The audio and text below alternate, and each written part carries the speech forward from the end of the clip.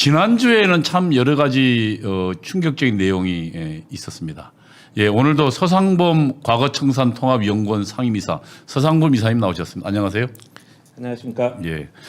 우리 지난주에 북한 인권에 관한 이야기를 하면서 마이클 커비 위원장이 왜 그가 정말 북한인권위원회의 이 조사 활동을 정말로 그렇게 정말 단단히 하게 됐고 정말 결심을 하게 됐나, 그리고 그가 이 전격적으로 나서게 됐나의 과정을 좀 보면서 마이클 커비 위원장이 북한의 아세가 그냥 자연재해 불가항력적인 것이 아니라 북한 정권에 의한, 그러니까 자신의 정권에 저항하거나 혹은 저항할 가능성 있는 집단을 학살한 것이다라는 결론 때문에 그가 더 정말 전면적으로 나섰다는 얘기까지 했는데, 그 이야기에 대해서 좀 지난번 했던 이야기를 간단히 정리해주고 다시 다음 이야기로 넘어갈까요?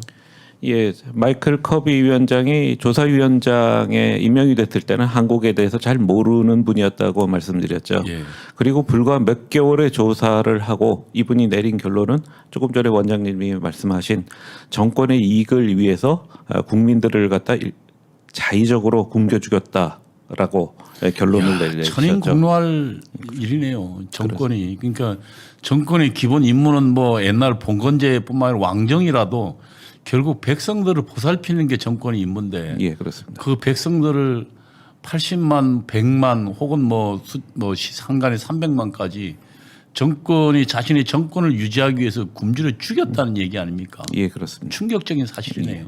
예. 그래서 마이클 커비 위원장이 이 북한 인권에 정말 강력하게 나섰고, 그리고 이들의 정권의 책임자들을 형사재판을 해야겠다는 결심을 굳힌 계기가 된 거죠. 예, 그렇습니다. 야, 참.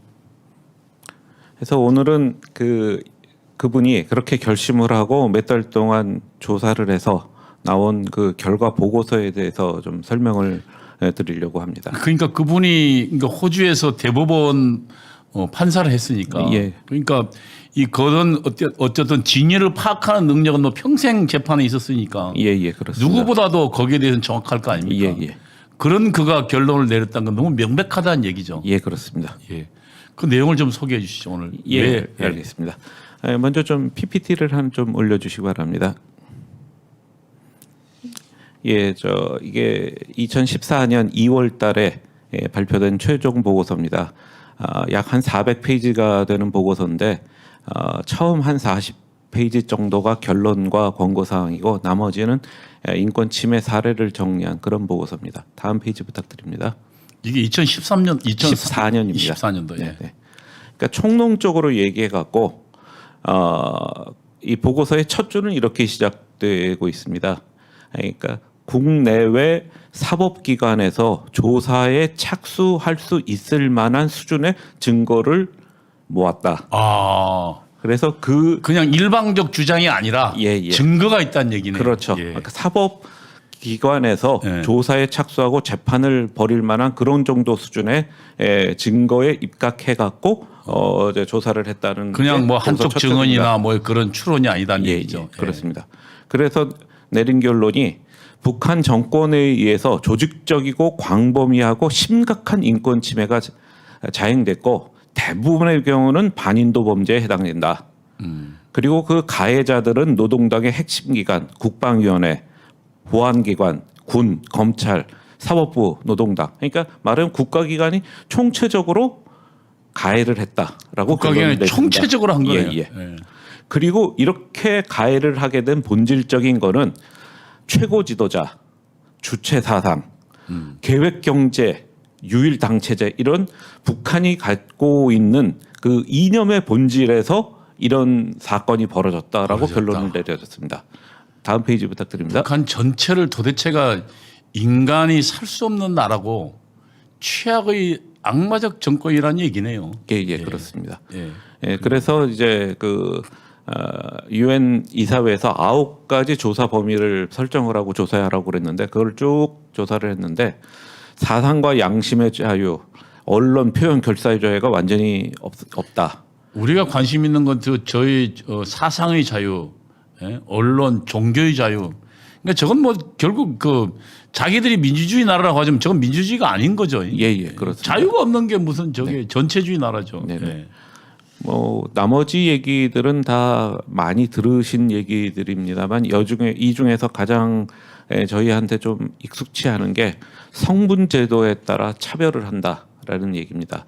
그러니까 성분 제도라는 건 뭐냐면은 그 사람의 정치적 충성심하고 가족사, 그러니까 본인이 아니라 그 사람의 아버지 할아버지가 어떤 사람이었냐를 갖고서 이 사람을 갖다 재단을 하는 겁니다. 과거에 기독교인이었으면 이거는 완전히 그냥 충성도가 떨어지는 사람이고 기독교인하고 사업가가 최하입니다. 최하 계층. 예, 51개 계층으로 나누는데 최하가 종교인 자손, 기업인 자손입니다. 야. 근데 그 성분에 따라서 이 사람이 받을 수 있는 교육, 어디서 살 수 있느냐, 배우자는 누구로 택할 수 있느냐, 직업은 어떤 직업을 갖느냐라는 이 사람의 일생의 모든 것이 다 이 성분에 그러니까 따라서 나의 의사나 내가 뭘 했냐는 아무 상관없이 할아버지 아버지가 잘못하면 그냥 연좌제네요. 그렇죠. 연좌제보다 훨씬 더 독한 훨씬 거죠. 더 독한 거죠. 예. 어디서 살아야 되는지. 네네. 아예 그 출신들은 그냥 어디 근처에 오지도 마라. 예. 어디 산골 어디만 살아라. 그다음 니는 학교도 공부를 어디까지만 해라. 이게 아예 정해지는 거군요. 예. 그렇습니다. 51개 그러니까 성분에 따라서요. 예. 그리고 이제 커비 위원장이 분노하게 한 그 얘기도 들어 있습니다. 그러니까 식량을 갖다 통제 수단으로 사용했다. 야, 그리고 먹을 거 가지고 장난치면 안 되는데. 이 식량을 갖다 당국에서 자의적으로 배분한 결과 수십만 명이 아사를 했다. 이런 주요 발견 사항이 좀 그러니까 지난번 그러니까 북한이 95년도 고난의 행군이란 그들 얘기로 고난의 행군 시기에 그러니까 지금 식량 부족분을 감안하면 약간 배급량을 줄이면 되지. 네네. 그렇게 예를 들면 수십만, 백만이 죽을 상황은 아니었다는 거 아닙니까? 그렇죠. 그리고 현대 국가에서는 식량이 모자라면 수입을 하면 됩니다. 우리나라도 식량 자급률이 50%가 안 됩니다. 그러니까 수입을 하면 되는데 수입을 안 한 거죠. 그거는 이제 다음 시간에 좀 설명을 해드리고 하겠습니다. 그다음에 뭐 정치범 수용소라든가 이제 외국인 납치 이런 것들을 갖다가 그 주요 발견 사항으로 들었고요. 그런데 지금 우리는 지금 정치범 수용소만 알지. 그 북한 정권이 총동원돼서 자국 국민을 죽였다는 사실에 대해서는 우리는 지금 모르죠. 예, 그렇습니다. 야, 그 다음 페이지도 좀 부탁드립니다. 예, 그래서 이런 것들이 전부 다 반인도 범죄에 해당이 된다. 이게 최고위층이 수립한 정책에 따라 최고위층은 김정은이 했다는 거죠. 그렇죠. 김정일이 했다는 거잖아요. 네네 하고 살인이나 노예, 고문, 그다음에 고의적으로 장기적 기아를 갖다 유발시켰고, 그리고 이거를 하는 가해자들에 대해서는 고의적으로 식량 안 줘서 그러니까 굶어 죽게 만들었다는 얘기죠. 그렇죠. 말을 표현하면. 예. 그리고 이제 가해자들을 갖다가 처벌을 하지 않았기 때문에 이게 훨씬 더 승해졌다. 그러니까 정권 자체가 총동원돼서 그런 그러니까 지금 그 계급 성분이 낮은 사람들을 그냥 고문하고 자의하고 반도 하고 있는데 그냥 방치한 거 아닙니까? 예. 그리고 이제 명확하게 구별하는 게 고난의 행군 시기에 체제 수호를 위해 주민 대다수가 굶주림과 아사에 몰아넣을 수 있다는 것을 안 상태에서 이 정책을 실시했다. 명백하게 은유적이 아니라 직접적으로 저렇게 표현을 했습니다. 죽으라는 거죠. 예, 그렇습니다. 거기에 그러니까 지금 그러니까 51개 계층 중에서 하위 계층은 죽으라는 거죠. 네. 그리고 죽는 사실을 알았고 그리고 그들을 도망도 못 가게 만드는 거예요. 어디에 그러니까 식량고가 나갈 수도 없게 딱 가둬놓고 그럼 거기에 나가지도 못하게 하고 먹을 거 안 주면 그렇죠. 죽으란 얘기죠. 예. 다음 페이지 좀 부탁드립니다. 그래서 말하자면 이게 결론을 내린 게 바로 지금 원장님 말씀하신 바로 그 내용입니다. 충성심을 갖다 담보하게 식량을 갖다 이용을 했고 체제에 유용한 사람들한테만 줬고 그래서 주민들은 배급에 의존한 결과 사상 최악의 기근 사태가 발생했다라고 결론을 지었습니다. 그러니까 이제 저도 그때 당시 그 찰복자들을 인터뷰한 적이 있거든요. 네. 그러니까 그때 그들이 한 절규가 뭐냐면 많은 사람이 죽어서 자기도 이제 도망쳐 나왔는데 그때 그 사람들 얘기가 뭐냐면 우리에게 식량을 구하러 옮겨 다닐 거주 이전이 아니더라도 통행의 자유만 있었어도 그렇게 죽지는 않았다. 이 보고서에도 그 내용이 있습니다. 식량을 구하기 위해서 이동하는 자유마저 빼앗아갔다라고 지적을 하고 있습니다. 그러니까 적어도 인간의 가장 근본적인 먹을 게 떨어졌으니까 네. 먹을 걸 안 주니까 그러면은 결국 그것을 구하기 위해서 나서야 될 거 아니에요. 예. 아들이 죽어가는데 어머니가 아버지가 나서야지. 근데 그들이 못 나서게 막은 거 아닙니까? 보고서에는 또 그 외에 더해서 국제 구호 기관에서 구호 활동하는 것도 고의적으로 막았다. 그 사실도 적시를 하고 있습니다. 아예 자국민을 죽이려고 생각한 거네요. 그렇죠. 그러니까. 이건 완전히 고의적입니다. 그러니까 아예 식량난을 핑계로 자신에게 향후 계층적으로 좀 그 적대적인 계층, 그러니까 뭐 종교인이거나 기독교인들이거나 안 그러면 과거에 뭐 예를 들면 그러니까 그 자유민주주의를 주장했던 그런 아버지를 할아버지를 돈 그룹이거나 어쨌든 그리고 한번 저항한 적이 있거나 뭐 정치범의 뭐 이런 계층들은 그냥 아예 그냥 이 기회에 몰살해 버린 거예요. 예, 인종 학살이네, 인종 학살. 맞습니다. 그러니까 이게 홀로코스트잖아, 그러면. 그렇죠. 홀로코스트입니다. 그러니까 당시에 그 히틀러는 아예 깨끗하게 그냥 가스 가지고 사람을 유대인을 죽였다면 이들은 그냥 식량 가지고 그렇죠. 꼼짝 못하게 해서 아예 죽여버린 거니까 그건 홀로코스트지 이게. 그렇죠. 홀로코스트보다 더한 거죠. 이거. 더한 거죠. 예, 홀로코스트는 말씀대로 불과 몇 분의 고통이지만 굶어 죽어가는 거는 진짜 고통의 시간이 깁니다. 길죠. 예. 다음 페이지를 좀 보여주시기 바랍니다.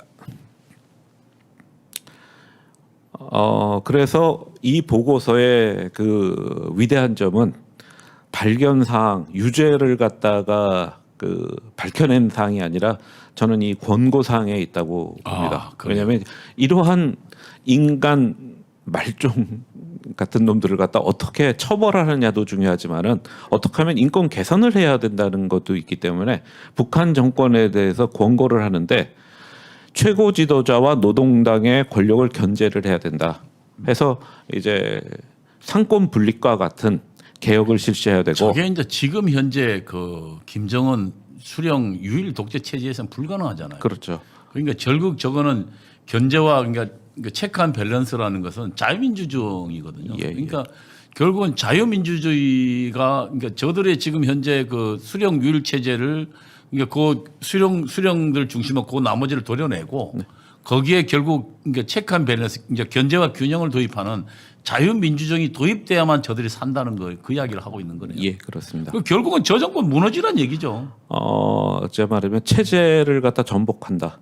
그러니까 정권 교체를 갖다 사실상 요구를 한 것입니다. 그러니까 첫 마디는 결국 정권이 교체돼야지만 가능한 예, 얘기니까 그렇습니다. 그 이야기를 하고 있는 거예요. 그 당시 이제 레짐 체인지라고 이제 표현을 했습니다. 네. 그래서 공정한 사법부를 갖다 세워야 되고 다정제를 조입해야 되고. 지금 사법부는 공산당이 장악하고 있잖아요. 그렇죠. 사법, 행정, 뭐 입법, 사법, 경찰 다. 네. 그리고 이제 이 인권 침해에 가담했던 장교단을 갖다 전부 다 조사를 그렇지. 해야 된다. 그러니까 지금 인권 침해해도 아무도 처벌을 안 하니까 대놓고 사람 죽이고 학살하고 있는 거 아닙니까? 예.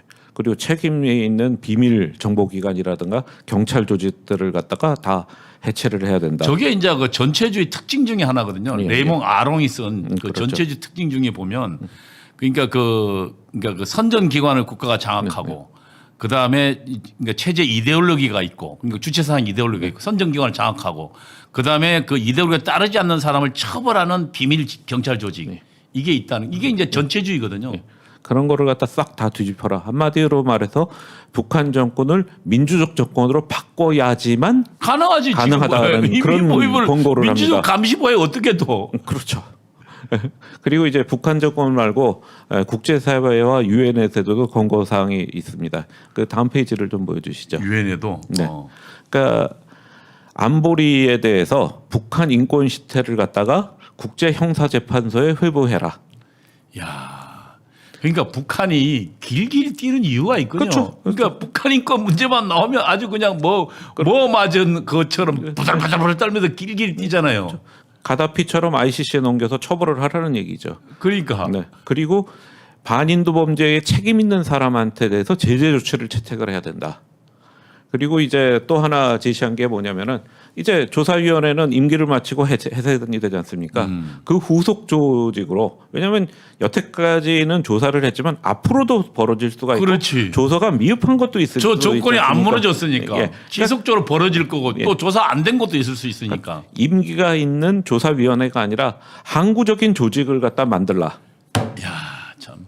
그렇게 이제 공고를 했고 그다음에 중국에 대해서는 이제 탈북자들을 갖다 북한 애들이 잡아가는데 그 잡아가는 거를 못 가게 해라. 그렇지. 뭐 그런 얘기들을 했습니다. 한국에 대해서는 이제 북한하고 고위급 정치 회담을 개최를 해라라고 권고를 했죠. 그러니까 고위급 정책회담 이거죠. 독일이 동독과 서독이 사실은 정치회담 했지만 지원을 요청할 때 딱 그 독일 국민들의 뭡니까 그 하는 정치적 자유를 조건을 내걸면서 했거든요. 예, 그렇죠. 그러니까 지원해 주는 대신 그러면은 서신왕래를 해라. 안 그러면 지금 거기에 정치범 수용소를 해체해라. 이런 식으로 정치적 자유화를 조건을 걸면서 하나씩 했다고요. 그 말이 나왔으니까 그 얘기도 잠깐 말씀을 드려야 될 것 같습니다. 그러니까 서독은 원래 이제 그 건국을 하고 난 다음에 동독을 인정을 하질 않았습니다. 그래서 할슈타인 원칙이라고 그래서 동독하고 수교를 하는 나라하고는 그렇지. 국교를 끊겠다라고 했는데 63년에 브란트라는 사회주의자가 이제 네. 총리에 취임을 하면서 동방정책. 동방정책을 칩니다. 그러니까 동독의 실체를 인정을 합니다. 그래서 동독하고 이제 60년도인가요, 그게? 63년인가 아마 취임했을 겁니다. 그래서 68년인가? 하여튼 60년대 중반입니다. 그 시점쯤이 대부분 그 유럽도 그렇고 이 좌파들이 또 날뛸 때예요. 예, 예. 그래서 기본 조약을 체결해서 국가로 인정을 하고 그 다음에는 뭐라고 하냐면 니네 정치범이 발생하면은 귀찮지 않느냐? 그러니까 정치범 발생하면은 서도로 넘겨라. 야. 대신 돈 줄게. 오. 그래갖고 정치범 한 명당 4만 마르크를 받고 주고 4만 마르크는 어느 정도입니까? 당시에 독일의 한 과장급 공무원인데 과장급 공무원이 퇴직을 하면은 1년에 한 7천 마르크 정도 연금을 받았습니다. 그러니까 한 5, 6년 정도 연금을 주는 거죠. 그러니까 지금 현재로 우리 뭐 우리나라 돈으로 추산해 보면 우리가 연봉이 한 퇴직하면 한 3천만 원 받나요? 한 과장급 정도면 한 3, 4천 정도 그러니까 받게 3천 점 되니까. 그러면 네. 이게 한 3년이니까 한 1억 넘는 돈이네요. 그렇죠. 한 2억 내외 정도 되지 않을까 야, 싶습니다. 그러니까 정치범을 한 명 그러니까 동독은 추방하는 대신 네. 그 돈을 준 거죠. 예, 예. 야, 그게 국가지, 그게. 예. 그래갖고 1년에 한 2만 명에서 3만 명 정도의 정치범이 동독에서 추방이 돼서 서독으로 넘어옵니다. 그러면 동독은 정치범 추방하면서 그네들은 또 수입 없네. 예, 근데 이제 동독에서는 입장이 뭐냐면은 쟤네들을 갖다가 여태까지 키워낸 교육비가 그 정도는 들었다. 그러니까 그 교육비는 받아야겠다라는 입장이었죠. 참, 그러나 어쨌든 나름대로 합리적이네요. 예, 예. 그러니까 그네들의 정말 정치범으로서 평생 정말 썩어야 될 사람들을 오히려 서독이 그들을 받은 거죠. 네, 네. 그나마 그러니까 서독 좌파는 그래도 얘기가 되잖아. 그렇죠. 브란트 같은 경우. 그러니까 동독에서 그러니까 그 다음에는 뭐라고 좀 더 정치 투쟁을 하는데 좀 마음이 좀 편하죠. 잡혀더라도 그렇지. 서독으로 추방된다. 그러니까 죽지는 않고 서독으로 추방되니까. 네. 그러고 났더니 생긴 문제가 뭐냐면 가족들하고 이별을 해야 되지 않습니까? 그래서 서독이 또 협상을 해서 추방된 가족들을 다시 또 이민을 받습니다. 그러네요. 그러니까 결국은 그 동독과 서독의 통일이 그냥 이루어진 게 아니네요. 이런 그러니까 물밑 작업이 수십 년 동안 작업이 있었습니다. 그러면 동독 사람들 입장에 보기에는 어떻겠습니까? 그러니까 서독 정부가 자신의 정부라고 생각하지 않았겠습니까? 예? 그렇죠. 자신들이 정치적 탄압을 받을 때 자신을 받아주고 오히려 돈으로 자기를 생명을 구출해주는 정부다. 그러니까 예를 들면 그 동독이 급격히 무너져 내릴 때 동독 국민들이 다 서독과 통일을 선택하잖아요. 예, 예. 그게 그러니까 동방정책 그냥 우리처럼 그 문재인 노무현처럼 막 퍼주기 아니네요, 그죠? 동서독이 상황이 좀 많이 다릅니다. 완전히 다르네요, 이거는. 네네. 아니, 기본적 역사적 배경이 다르기 때문에 그거를 갖다 그대로 한반도 상황에 이식하기는 좀 곤란한 점도 좀 물론 있지 않나 그들은 싶습니다. 전쟁도 안 했고. 예, 예. 그렇죠. 그러나 우리는 뭐 전쟁했다든 치더라도 우리는 지금 돈이 지금 전부 지금 김정은한테 가고 있는 거 아니에요? 네, 예, 그렇죠. 그래서 이렇게 그 보고서가 이제 14년 2월달에 이제 발표됩니다. 그리고 난 다음에 이 보고서를 갖다 전적으로 채용해서 3월달에 유엔 인권위 사회에서 북한 인권 결의안을 채택을 하게 되는데요. 지난번에도 한번 말씀드렸지만 유엔에서 나오는 보고서는 굉장히 많습니다. 1년에 수천 수백 가지 종류가 나오거든요. 그 보고서마다 수준이 굉장히 틀립니다.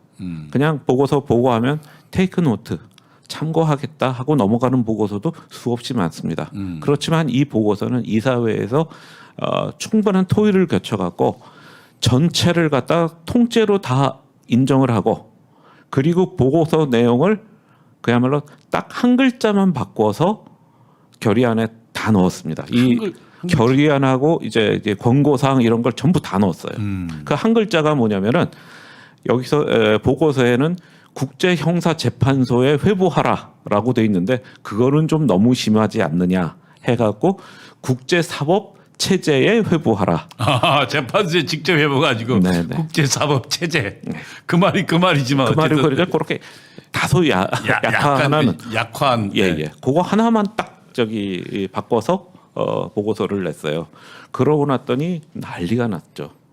북한 입장에서 보면 생전 보지도 못한 망치를 갖다 하나 만든 겁니다. 김정은을 갖다 국제형사재판소에 회부를 해?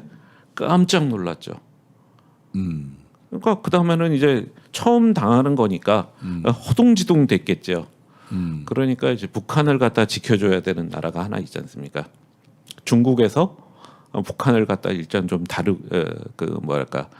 달래기 위해서 외교부에서 이제 성명을 발표합니다. 중국 외교부에서 안보리에 가더라도 우리가 있다. 우리가 거부권을 행사해주겠다. 그러니까 그거는 또 한마디로 얘기해서는 국제사회에 대한 압력입니다. 어차피 안 될 일 하지 말아라. 라는 압력일 수도 있습니다. 그렇지. 그 당시 뉴스를 갖다 한번 보시죠. 중국 정부가 유엔 북한 인권조사위원회의 최종 보고서에 대해 안전보장이사회에서 거부권을 행사할 방침을 시사했습니다. 저거네요. 폭내이 중국 외교부 대변인은 정례 브리핑에서 인권 문제의 정치화에 반대하고 인권 문제를 핑계로 다른 국가의 내정에 간섭하는 것에도 반대한다고 밝혔습니다. 미친놈들. 북한 인권 문제를 국제형사재판소에 그러니까 저렇게 방해를 하는데 인권 이사회는 말을 그대로 전 세계 한 200여 나라 중에 47개국이 나와서 얘기를 하는데 아니겠습니까? 그 이사국이 아무래도 대변을 한다고 할 수 있지만 총회라고는 할 수 없기 때문에 이 이사회의 결의안이 총회로 넘어가서 이제 193개 유엔 회원국에 이제 총의를 묻게 됩니다. 그래서 안보리 가기 전에 가기 전에요. 그러니까 그 9월달에 이제 그 이사회는 이제 그 총회 하부 보조 기관이거든요. 총회 보조 기관이니까. 그러니까 이제 총회에서 그거를 하는데 이제 9월달서부터 뉴욕에서 그 금년도 유엔 총회에 북한 인권 결의안을 갖다 어떻게 낼 것인가를 의논을 하게 됩니다. 전통적으로 북한 인권에 관심 있는 EU하고 납북자 문제 때문에 북한 인권을 매달리는 일본하고 둘이서 공동으로 초안을 만들고 그 초안을 회람시키면은 거기에 찬성하는 나라들이 공동제안국이라는 형태로 이제 참석을 하게 됩니다. 이게 쭉 이제 벌어지게 되는데요. 우리는 지금 그러면 초안 만드는데 지금 참여를 한 번도 안 했나요? 의견은 냅니다. 의견은 내는데 초안 참석 만드는 데는 참여를 하지 않습니다. 왜 우리는 참여를 안 하죠? 남북 관계도 좀 생각을 해야 되거든요. 너무 지나치게 자극하면은 안 된다라는 그런 생각도 있습니다. 그리고 아무래도 우리가 당사국이기 때문에 당사자보다는 제3자가 하는 게 좀 더 객관적일 수도 있습니다. 그리고 그렇게 초안이 만들어지면은 유엔 3위에 제출됩니다. 이게 요거는 좀 설명을 드려야 되는데요. 유엔에는 여러 기관이 있는데 대표적인 기관의 총회, 안전보장이사회, 경제사회이사회, 그다음에 반기문 총장이 근무를 했던 사무국 그리고 국제사법재판소 이 5가 그리고 요즘은 형해화됐지만은 신탁동지 이사회 6개가 주요 기관인데요. 그 총회 밑에 6개 또 위원회가 있습니다. 그래서 뭐 군축 문제, 인권 문제, 법률, 그다음에 유엔의 행정 이런 거를 다루는데 우리가 생각하기에 위원회라고 하면은 유엔국이 한 100 몇십 개국, 193개국 되니까 뭐 한 30개국 정도씩 모여갖고 위원회를 구성하다 보다라고 생각하기 쉬운데 그게 아니라 193개국이 전원 참석하는 위원회입니다. 이거 전원위원회라고 그러는데 전원위원회네. 예. 뭐 모든 일에 각 회원국이 다 참석을 하기 때문에 근데 왜 이게 전원위원회 제도를 주냐면 총회에 올라가서 토론을 하면은 너무 시간이 오래 걸립니다. 총회 본회의에서 하려는 그러니까 전원이 모여서 위원회라는 이름으로 거기서 토론을 다 벌리고 거기서 표결을 해서 총회 본회의에 올릴지 안 올릴지를 갖다 결정을 해요. 그리고 본회의에 가서는 토의 없이 그냥 표결만 진행해 버립니다. 예. 그러기 위해서 이제 모이니까 사실상 3위원회에서 통과가 되면은 그게 전부 다 이제 끝난다는 얘기입니다. 그럼 이제 그 3위원회에서 어떻게 통과됐는지 그 상황을 갖다 한번 보시죠. 상임위원회? 아니요, 3위. 제3위원회. 제3위원회. 네네. 인권 담당하는 위원회입니다. 북한 인권 문제를 국제형사재판소에 회부하는 것을 골자로 하는 북한 인권 결의안이 오늘 압도적인 지지로 유엔 총회 3위원회에서 채택됐습니다. 뉴욕 연결합니다. 김원배 특파원. 네, 뉴욕입니다. 네, 자세한 소식 전해주시죠.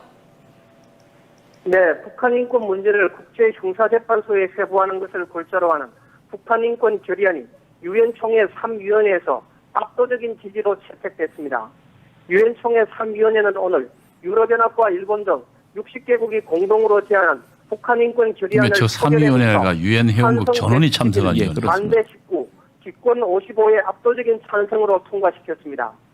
오늘 결의안에 찬성한 나라 수는 지금까지 유엔 총회 북한 인권 결의안 표결에서 역대 최다 찬성을 기록했던 2011년의 대결 2개국과 비슷한 수준입니다. 안보리 상임이사국인 중국과 러시아는 오늘 반대표를 던졌습니다.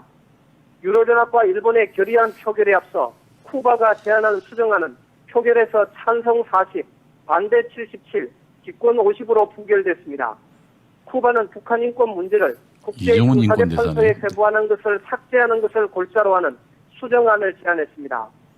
오늘 유엔 총회 3위원회를 통과한 북한 인권 결의안은 저때 이정훈 인권대사를 보좌하고 있었죠.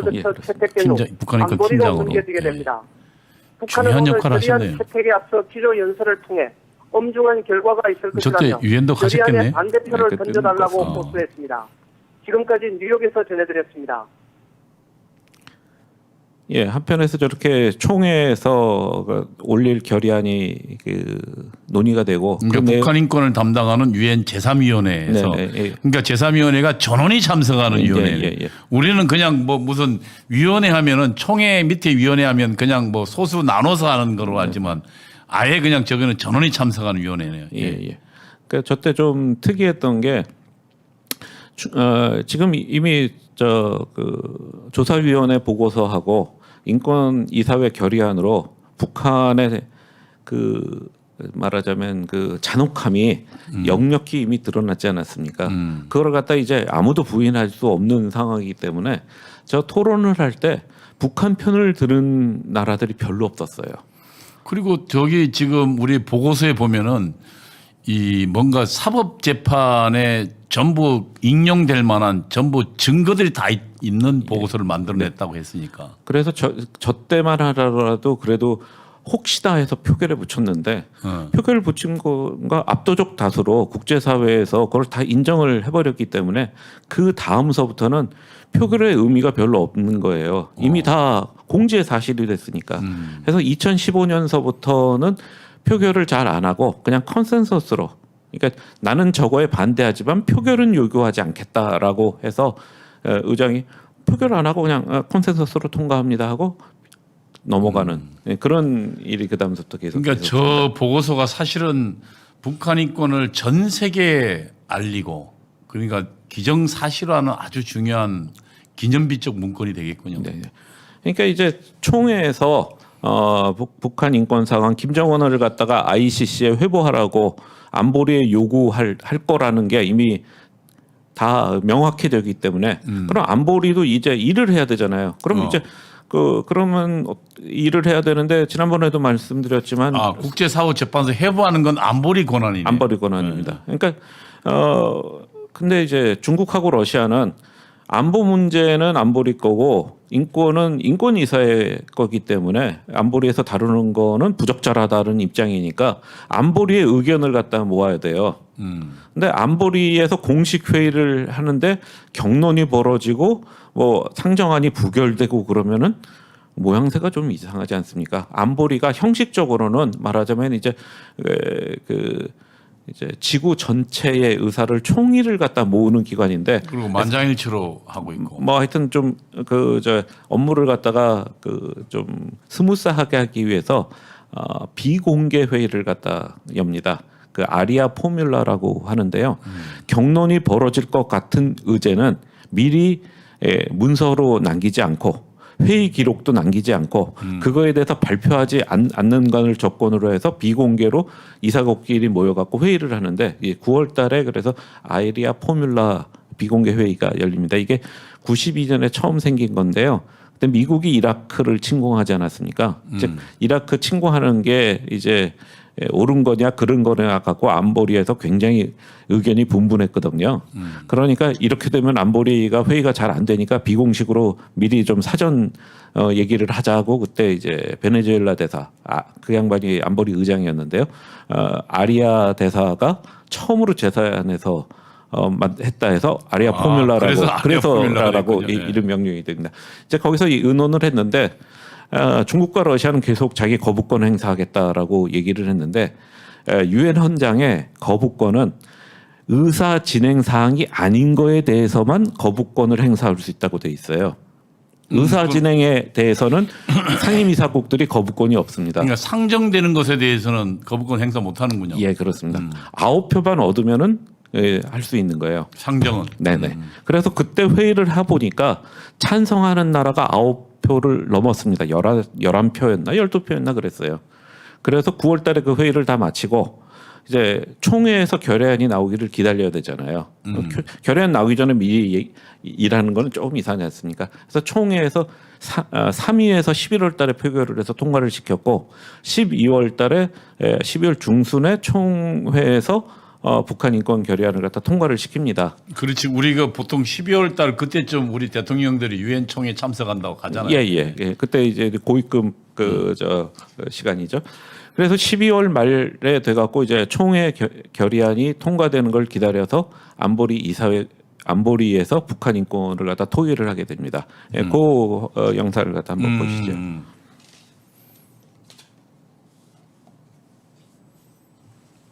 유엔 안전보장이사회가 북한 인권 문제를 의제로 채택하고 사상 처음으로 토의를 벌였습니다. 저것도 처음이네요. 안보리에서 북한 인권 문제를 사실상 항구적으로 논의할 수 있게 돼 북한 지도부에게는 상당한 압박이 될 것으로 보입니다. 유엔 본부에서 김원배 특파원입니다. L'ordre du jour provisoire est adopté.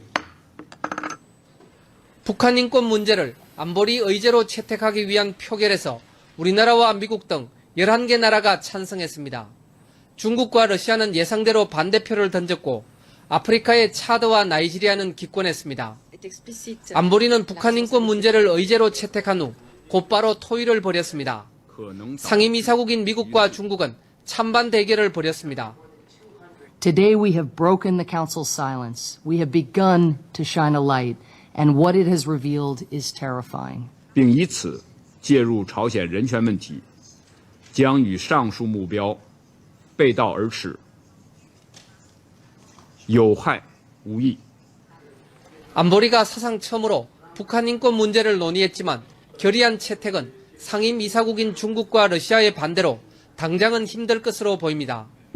그러나 북한 인권 문제가 의제로 채택됨에 따라 앞으로 언제든 안보리에서 북한 인권 문제를 논의할 수 있는 길이 열렸습니다. 안보리 의제의 유효 기간은 3년이지만 3년 안에 한 번이라도 논의가 이루어질 경우 그 시점부터 다시 유효 기간이 3년 연장되기 때문입니다. 국제사회의 관심이 유엔에서 가장 중요한 기관이라고 할 수 있는 안보리에까지 미치게 됐다는 점 이런 등등이 앞으로 북한 인권 상황 개선에 도움이 될 수 있을 거라고 봅니다. 북한 인권 문제가 사실상 안보리의 항구적인 의제로 채택됨에 따라 북한에게는 큰 압박이 될 것으로 보입니다. 11월인가요? 유엔 본부에서 YTN 김원배입니다. 그래서 저렇게 해서 그 뉴욕도 저 때면 춥죠. 춥죠. 그 안보리 의제로 들어갔는데 결의안을 내지 않은 이유가 결의안을 냈다가 거부권을 행사해서 이제 기각이 되면은 의제에서 빠집니다. 그러니까 그 다음부터는 일을 할 수가 없으니까 올려만 놓고 가만두는 거죠. 그럼 이제 계속 거기에 논의는 할 수 있는 거네. 예. 그래서 그 다음서부터 12월 10일이 세계 인권의 날입니다. 그래서 그날 북한 인권을 얘기하는 게 이제 상례화가 되는데 중간에 몇 번 빠지기는 했어도 이제 작년에도 논의가 됐기 때문에 이제 또 3년 더 10일 날? 예, 연장이 되는 거죠. 저게 왜 의미가 있느냐면은 저거를 보면서 김정은이 아마 굉장히 공포에 절었을 거예요. 지금은 북한 체제가 안정이 돼 있기 때문에 안보리가 개입을 하지 않지만은 리비아처럼 북한에서 비상사태가 나거나 급변사태가 나거나 정권이 흔들려서 국제사회가 관심을 기울일 만한 사태가 날 경우에는 안보리가 당장 개입을 할 수 있는 모든 게 다 조건이 다 갖춰진 거가 되는 거죠. 그러니 굉장히 김정은 입장에서는 불안에 떨 수밖에 없습니다. 그래서 이렇게 갖고 2014년 북한 인권 한 사이클이 다 지나간 거예요. 보고서, 인권이사회, 총회, 안보리까지 한 바퀴 다 돌아갔죠. 그럼 거기서 권고했던 그 항구 조직은 그 얘기를 갖다 지금 말씀드리려고 합니다. 그 결의안 내용 중에 이제 조사위원회는 이제 조사를 다 마쳤으니까. 마치고 임기를 마쳤으니까 마쳤지만은 그 조사위원회가 조사하지 못한 사항도 있고 앞으로 벌어질 그렇지. 인권 사항을 또 항구적으로 기록을 그렇지. 해야 될 그런 현장 베이스 사무소를 만들라라는 조사위원회 공고가 있었고 그걸 인권이사에서 채택을 했기 때문에 그럼 조직을 만들어야 되잖아요. 그래서 그렇지. 그첫 때 봄서부터 3월에 결연이 채택했기 때문에 봄서부터 그 사무소 설치 얘기가 왔다 갔다 합니다. 근데 이거는 이제 조금 양해를 하고 드리는 말씀인데 정부 안에서도 강경파하고 온건파가 있습니다. 조직적으로 말씀드리자면은 외교부에 한반도 교섭본부라고 있습니다. 그리고 통일부에는 남북대화 본부라고 있습니다. 이 분들은 북한하고 대화를 해갖고 계속 만나야 협상을 되고. 하는 게 일이에요. 그 업무상 북한 애들을 만나야 되는데 북한 애들이 만나주지 않으면 이 양반들은 일을 할 거리가 없거든요. 지급이 없어지네. 예, 그러니까 이분들은 어쩔 수 없이 좀 온건한 태도를 대북적으로 온건한 태도를 취할 수밖에 없고 그 다음에 이제 대북 정책에서 그 심정적으로 뭐 사상적으로 좀 온건한 태도를 취하는 분들이 있고 강경한 태도를 취하는 분들이 있거든요. 그러니까 그때 이제 정부 내 온건파들 중에서 북한 인권 현장 사무소를 갖다가 서울에 설치하면은 너무 북한에 대해서 자극적이다. 그래서 서울에 두지 않았으면 좋겠다라는 얘기들을 많이 했어요. 그래서 슬금슬금 찌른 게 방콕에다 두자. 왜 방콕에다? 왜 방콕에? 그때 이제 탈북자의 거의 대부분이 태국을 거쳐서 태국을 거쳐서 입구를 했거든요. 그러니까 거기서 하는 게 가장 생생하게 증언을 갖다 얻을 수 있다. 그러니까 태국에 두자. 뭐 이런 얘기를 해요. 그러니까 옥신각신하니까 결정이 늦어지잖아요. 그러니까 저는 이제 이런 정치적 쇼를 별로 좋아하지 않은데 이정훈 대사님이 아주 탁월한 감각이 있으시더라고요. 그 상황을 갖다 슬쩍 언론에 흘렸어요. 기자들한테. 그러니까 기자가 기사를 냈는데 뭐 그렇게 중요한 사항이 아닌지 딱 1단 기사 냈어요. 몇 줄 안 되는. 정부 안에서 논란이 되고 있다고 5줄인가 6줄짜리 조그맣게 딱 냈는데 하태경 의원이 그거를 본 거예요. 하태경 의원은 이제 말하자면 운동권이었는데 그렇지. 이제 전향을 해갖고 북한 인권 활동도 했죠. 그러니까 대북 방송을 갖다 하다가 이제 정계에 입문한 분이고요.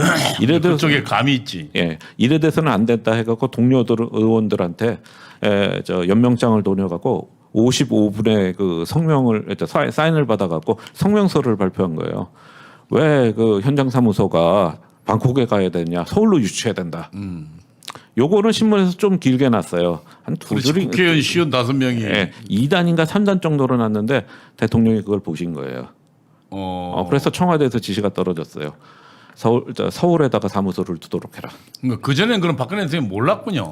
그때까지 이제 이 정책, 저는 이 단계를 갖다 별로 좋아하지 않은 게 실무선에서 검토를 다 끝난 다음에 그 다음에 결재를 올려서 대통령의 결재를 받는 식으로 가는 게 정상적인 국가의 결정 과정이지, 이렇게 언론에 흘려서 대통령한테 해서 톱 다운으로 하게 되면은 국가의 정상적인 활동이 아니라고 저는 생각을 하거든요. 근데 실무선에서 저렇게 만약에 가려버리면은 시간이 좀 오래 걸릴 거라고 생각해서 이정훈 대사가 하신 거라고 생각은 하는데, 당시는 저는 조금 그 과정은 불만이었었지만 결과는 굉장히 뭐 좋은 거죠. 해서 결과는. 네. 결과는 좋은데, 그래서 박근혜 대통령이 그럼 개입해서 야 그거 왜 방콕을 가니 서울에 돌아.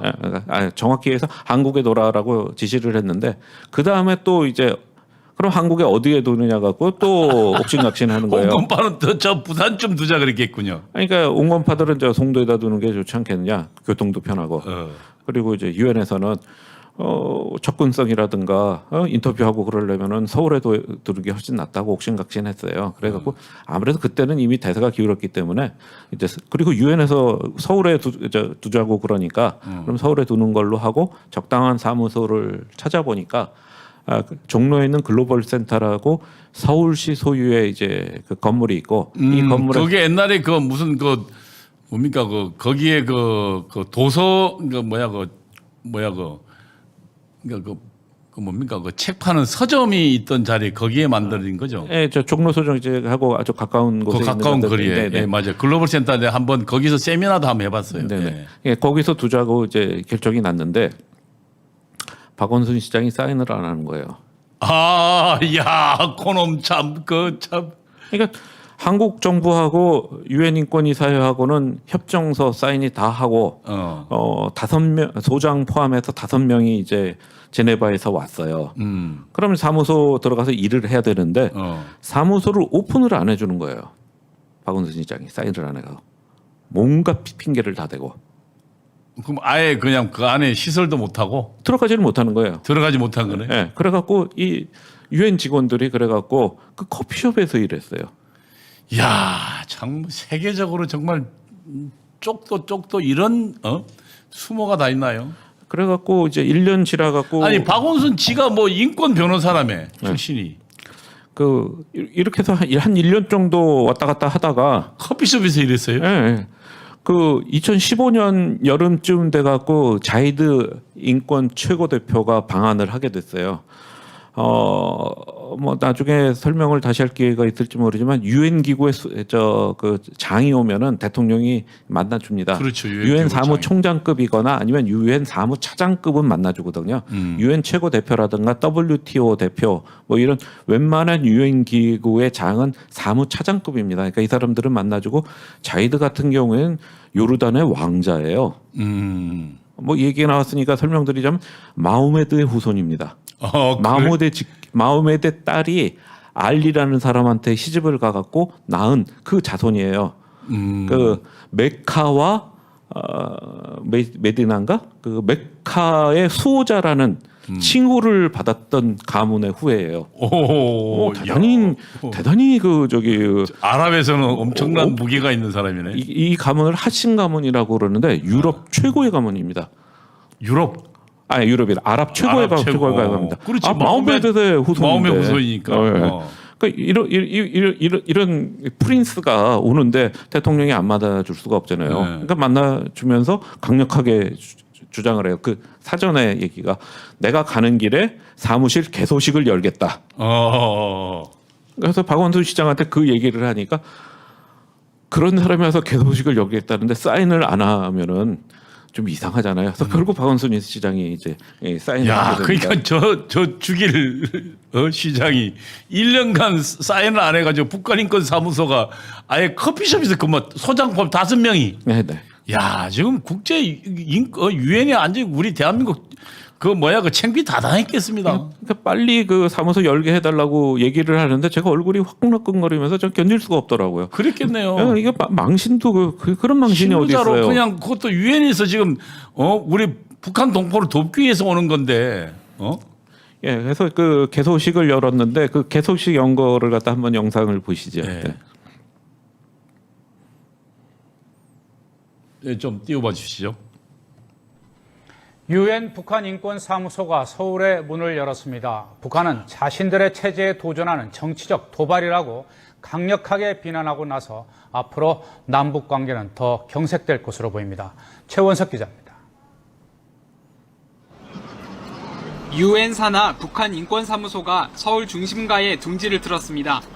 지난해 3월 유엔 인권이사회가 북한 인권 결의로 설치 근거를 마련한 뒤 이제야 장소와 인원 등이 확정됐습니다. 소장과 직원 등 5명가량의 작은 규모지만 북한의 인권 상황을 관찰하고 기록하는 임무를 맡게 됩니다.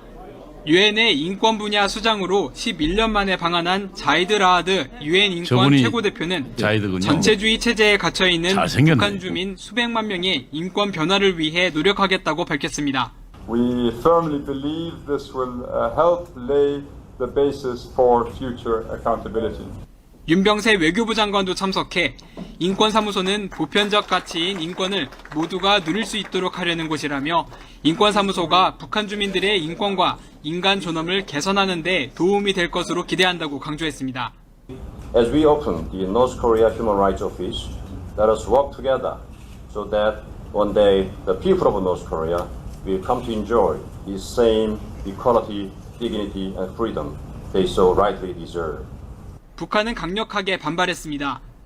북한은 인권사무소가 자신들의 존엄과 체제에 도전하는 정치적 도발 행위며 한반도 긴장을 격화하고 대결을 유도하는 범죄 행위라고 비난 수위를 높였습니다. 이어서 적대 세력의 무모한 반공화국 인권 모략 책동을 단호하게 초강경 대응하겠다고 강조했습니다. 북한은 그동안 인권 문제를 자신들의 주권 사항이라며 반발해온 만큼 북한 인권사무소 개소는 남북관계에 상당한 악재로 작용할 것으로 보입니다. YTN 최원석입니다. 저게 좀 보도도 보니까 무슨 북한 반발이 아니라 사실은 우리 국민이 좀 알게 하려면 저 북한 인권사무소가 어떻게 정말 설립됐으며 어떤 의의가 있고 지금 북한 인권 상황이 어떤지 이렇게 보도를 해야 되는데 남북 대결 북한 반발 이런 관점에서 그냥 아주 보도 자체가 좀 그렇군요. 근데 여기서 이제 의문이 제기되죠. 5명밖에 안 되는 조그만 사무소인데. 그렇지. 왜 저렇게 반발을 할까? 네. 왜 박원순 시장은 1년이나 망신살을 뻗쳐가면서도 저거를 갖다 하지 않았을까? 커피숍에 근무하도록 유엔 직원들은 왜 그랬을까요? 그러니까 이거를 갖다 설명을 드리자면은 좀 배경 설명을 해야 됩니다. 아까 이제 브란트 수상 얘기를 했는데 브란트 수상 얘기를 다시 한번 해야 돼요. 이제 잠깐 지도를 보면서 하는 게 나을 것 같은데 독일 지도로 잠깐 좀 떼어주시기 바랍니다. 예, 맞습니다. 주시죠. 예. 저게 이제 2차 대전 끝나고 난 다음에 그 독일 지도예요. 그러면 저기 앞 가운데 4가지 색깔로 나눠진 게 미국, 영국, 프랑스, 소련이 이제 독일을 분할을 합니다. 4개국이 그러니까 그 독일 그 군대를 히틀러 군대 해체하기 위해서 들어갔죠. 예. 그리고 오른쪽에 보면은 폴란드가 있는데 폴란드하고 독일하고 사이에 그 하늘색 표시가 돼 있는 부분이 있지 않습니까? 그게 이제 전쟁이 끝나고 난 다음에 독일이 폴란드한테 영토를 뺏긴 원래는 독일 땅이었다가 폴란드에게 뺏긴 땅입니다. 왜 저렇게 폴란드하고 뺏겼냐면은 독일하고 그러니까 나치하고 스탈린이 39년에 불가침 협정을 맺어요. 그리고 나서 41년에 이제 2차 대전을 터치면서 동서양면으로 폴란드를 칩니다. 그래서 동쪽은 소련이 먹어가고 서쪽은 독일이 먹었는데 전쟁이 끝나고 나서 소련이 폴란드의 동쪽을 반환을 안 해요. 그럼 이제 폴란드가 서쪽만 남아 있게 되잖아요. 너무 영토가 줄어드니까 독일 땅을 떼어갖고 폴란드 땅으로 만든 거예요. 저게 누가? 전쟁 끝나고 나서 강화 조약에. 그러니까 이제 독일은 뭐 그 당시 패전국이니까. 그럼요. 뭐. 그래서 영토가 그냥 확 줄어든 그런 입장이고 가운데 저 빨간 동독 가운데 빨간 점이 보이죠. 저게 이제 베를린인데 베를린도 4개국이 분할을 합니다. 그러니까 그런데 이제 그래서 공산 국가를 만들다 보니까 동독 주민들이 마구 탈출을 하는 거예요, 서독으로. 그렇지. 그래서 그 서독으로 탈출하는 사람을 막으려고 61년에 장벽을 세웁니다. 그 유명한 베를린 장벽이에요. 베를린 장벽이. 예. 한동안 48년도에 또 베를린을 봉쇄도 했죠. 봉쇄도 소련이. 했었죠. 예. 그래서 공수작전 피고 이제 그랬었죠. 그때 브란트가 서베를린의 시장을 하고 있었는데 장벽이 차차 하루아침에 건설되는 건 아니잖아요. 한 6개월 정도 걸렸어요. 그러니까 장벽이 세워지니까 마음에 급해진 동베를린 사람들이 자꾸 넘어오는 거예요. 그러니까 그걸 막으려고 총으로 쏴 죽이고 동독에서. 동독 국경 수비대가. 그러니까 브란트가 그 분노를 해갖고 저 참상을 갖다 기록을 해갖고 나중에 통일이 되면 저놈들을 갖다가 처벌을 해야 된다라는 주장을 합니다.